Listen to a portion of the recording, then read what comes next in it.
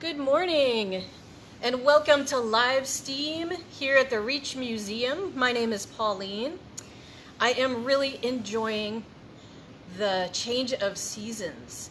It's autumn now, and so migrating animals are on the move.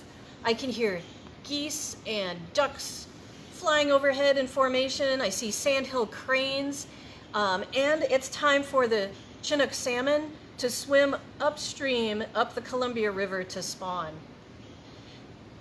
I want you to imagine that you are a salmon out in the ocean.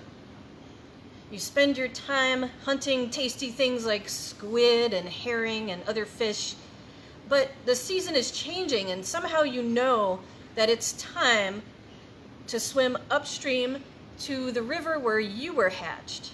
How do you do it? How do you find your way for hundreds and hundreds of miles? I know that as a human, I would be pretty lost in that situation. I don't have the right senses to help me survive in a watery world. For people, we walk around mostly on the ground, and so our sense of direction involves things like turn right, turn left, go forward, go back. It's pretty two-dimensional. But for a fish in the water, life happens in 3D. Salmon, like many fish, have special senses that help them in that three-dimensional world. And that's really necessary for survival. A predator could come from any direction, from above, from below, from over there, right? And your prey, your food, might be miles and miles away. So how do you sense all of that? Salmon have a special set of senses that seem way different from our five senses.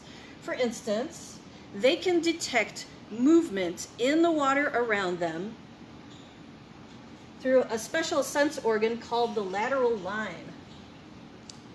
If you were to look really closely at the side of a fish, you would be able to see on their skin or on their scales a row of tiny, tiny pores. And inside those pores are tiny hair cells that are a lot like the hair cells inside our inner ears, which help us with balance. Those pores and those cells can help detect current around them, any kind of pressure changes, or any kind of movement. So that helps the fish sense what's all around them, even if they can't see it. And that helps them to swim in a school or to be able to escape a predator or to find their prey. That's also called mechanoreception.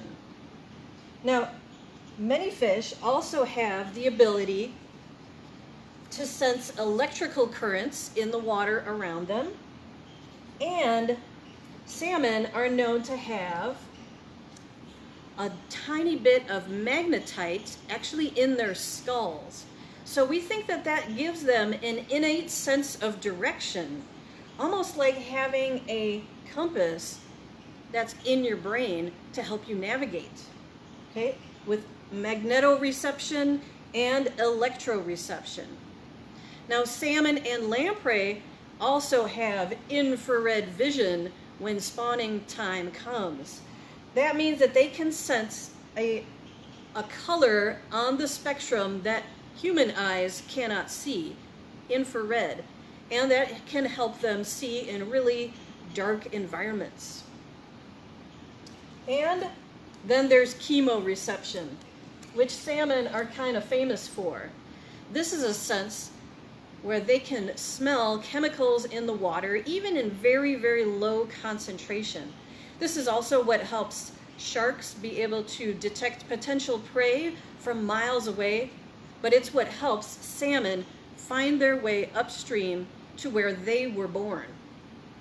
Now, when salmon hatch in the river, let's say here in the Hanford Reach, they're imprinting in their brains what the water smells like in that particular spot.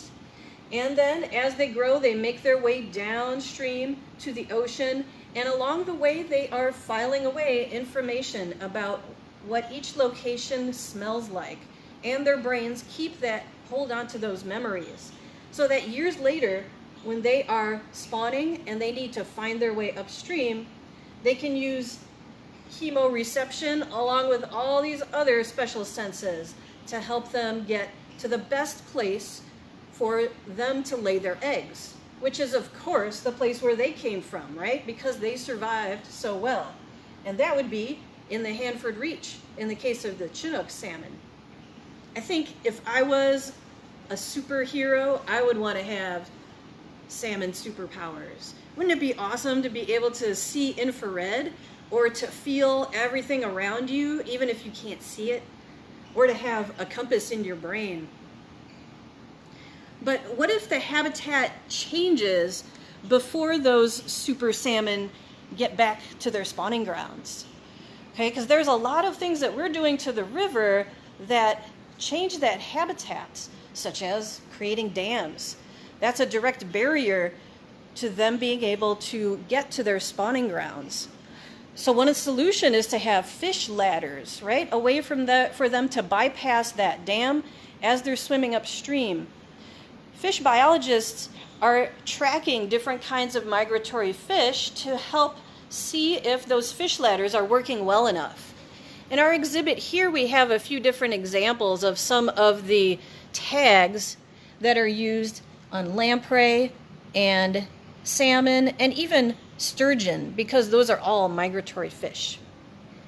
So there's a lot that we're still learning about how that works. Okay, but there's one potential solution. But there are other things that we don't have solutions for quite yet. Now, salmon need coarse gravel and then very clean, clear water for their spawning grounds.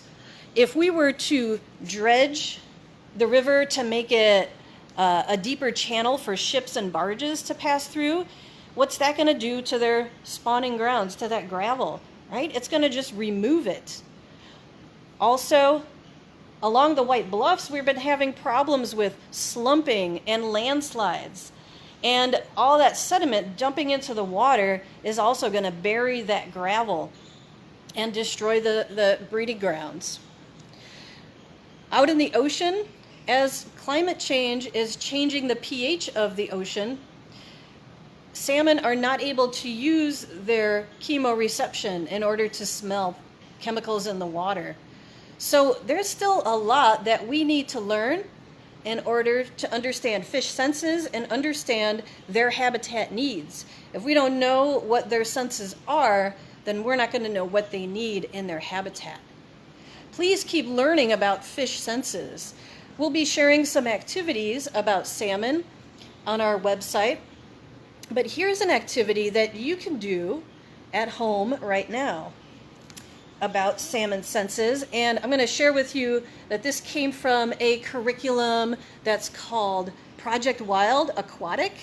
If you are a teacher, you need to know about Project Wild and Project Wild Aquatic. So contact me, Pauline, if you want to know more about that. For this activity, you are going to need something that has a very distinctive smell. I often use things from the kitchen, like maybe cinnamon or even pumpkin spice, right? You're also going to need some small cups that you can't see through, and you'll find out how many in a minute. And you're going to need some fabric that you can't see through. Also, a way to attach that fabric to the top of the cup. I used rubber bands.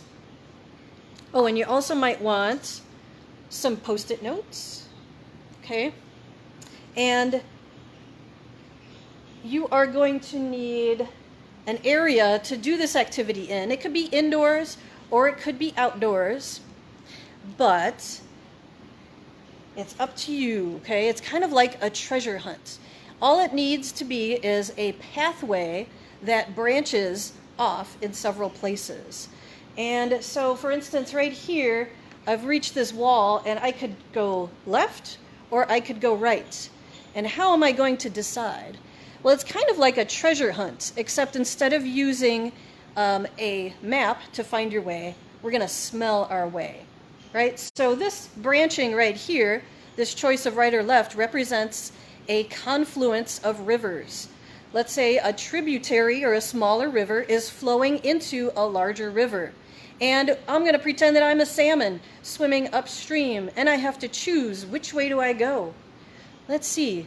I could go this way, or I could go this way. Oh, look, I can see there's another confluence over there. How am I going to know? Well, I, of course, have to use my sense of smell. I have to follow my nose. So you can see here there's two choices. There's 2 cups, but only 1 cup has the cinnamon in it. And I have to smell in order to choose. I don't think I smell anything in that one.